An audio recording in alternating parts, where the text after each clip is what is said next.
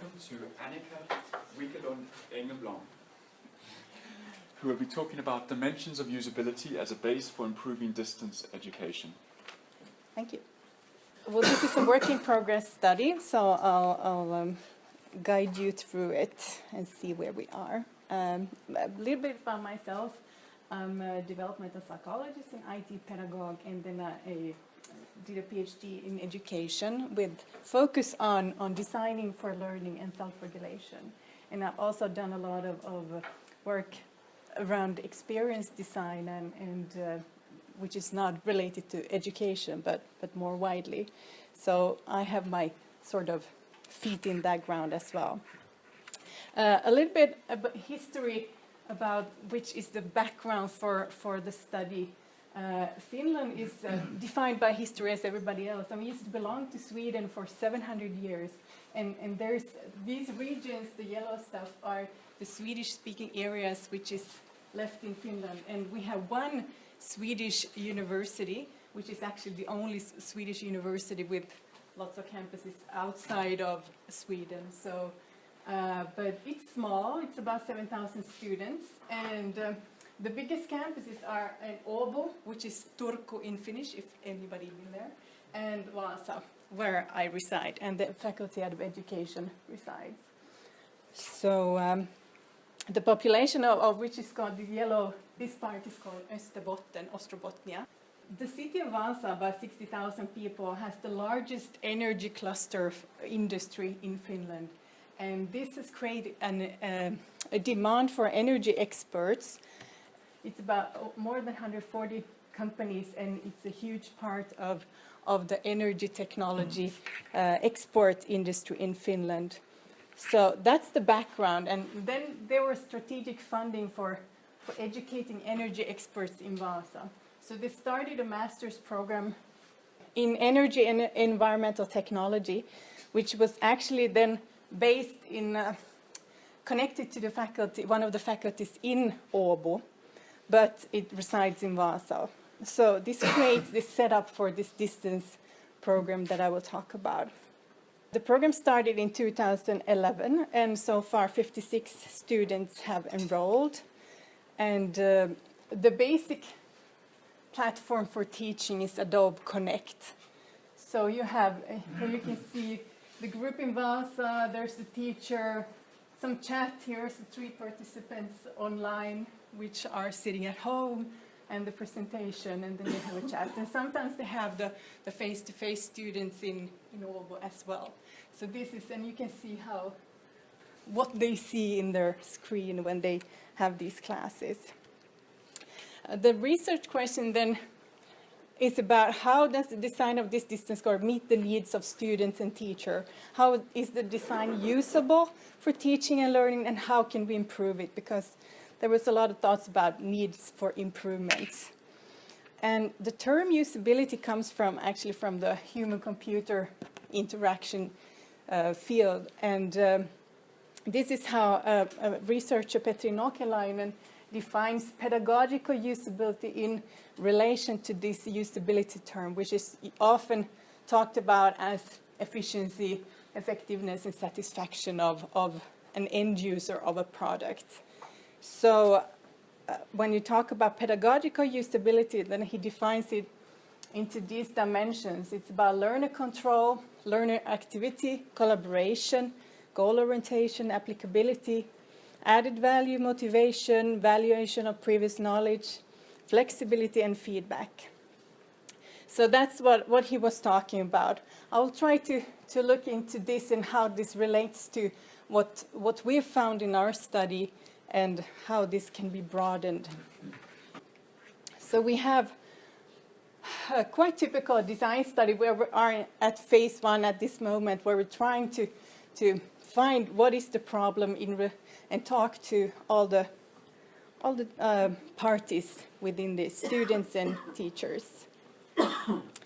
So, and for this purpose, we've used multiple methods, questionnaires, which are based on Nokelainen, for instance, but also like Carol Dweck's about mindsets and stuff like that, and also how questionnaires for distance education, how it relates to student satisfaction. We also had media production experts evaluating the setup and see how teachers use it. So they watched in class and they watched recorded lectures. But what I'll be talking about today is the stimulated interviews with teachers and students, which was basically, we watched together 14 clips of recorded lectures as a stimulus for this interview. But then, of course, the interview was much broader. But this was the setup, so they would have something to relate to and discuss and their feelings about it. So it's all about the learning experience. We did a qualitative content analysis to researchers and transcribing, meaning, condensation, coding, categorization of this data. And these are the 5 usability dimensions that we found, and I will be discussing further. Peters defined this learning design as the system design, interface styling, and multimedia content. And I've added to these the light blue layers. That's about more details about the pedagogical usability, where it comes about scaffolding, how you design the content to be pedagogical and have an added value. And on top of that is a layer of meta-learning where you design for students to learn about their own learning in that sense. And on top of that, we have a layer of collegial usability where teachers learn from each other. So about these dimensions, the issues that were related to these were the technical audio problems. It was you could see from the picture I showed you that the people were shadows on the screen. So this was how the technology was used. If you talk about media skills, like for instance, take away the backlighting if you have a webcam in your face, for instance, really down-to-earth issues. But also about technology being time-consuming, that the normal 20 minutes of tech problems before we can start, that was the usual thing. And the teachers talked about a tendency to forget the students due to these tech problems and to emphasize the tech problems rather than the didactical issues. And then we had orchestration of technology and the face-to-face students and the distance students. And sometimes even, there was a group in Vasa, but then you had like 3 or 4 at home as well. So the orchestration of technology in this context for the teacher was quite difficult. I wrote, don't underestimate the need for continuous technical guidance and the media skills of how to present yourself in this medium. Pedagogical usability issues was about how the teachers adapted the didactical design or not. Somebody didn't change anything, and it was a process of trial and terror, as I say, because for instance, if you're left-handed and you have to write on a pad, and it becomes really, it's not made for that in that sense. And then teachers just saying that I like to be spontaneous in my teaching and move around. And here I was stuck to this computer or laptop, and I have to sit here and become this sort of multiple personality, because I have to have the face-to-face students, and I have to have these and kind of create these relations, multiple layers, sort of. And then there was this lack of nonverbal feedback from the students, which was a problem. If you have, for instance, math problems, one teacher said that I can read on the body language that this person has problems, so I go there, but I can't do that when we're online and I'm giving feedback online. So this also changed the teaching situation. And they also found that they need to activate students much more in the lectures. And here also the orchestration of teaching, the didactics with all these groups. And that raised questions of equality and how is this situation equal for these students being distance students and the face-to-face students. Don't underestimate the power of didactical exploration and in communication with the learners.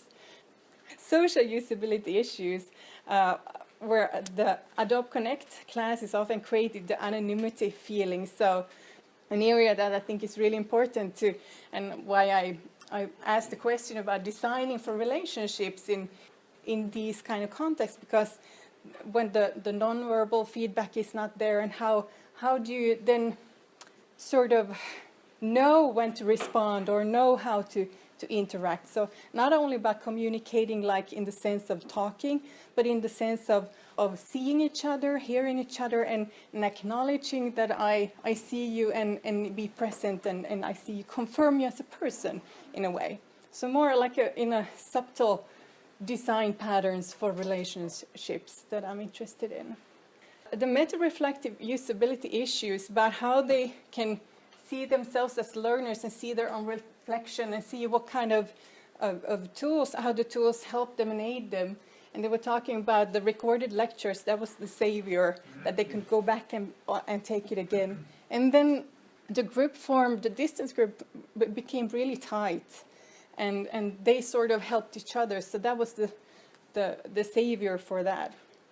Collegiate usability, this was interesting because when we looked at these recorded lectures, the discussion turned like, wow, interesting. Oh, they do it like this. And they had never reflected on how other people were doing. There were no discussion about shared expertise among these teachers.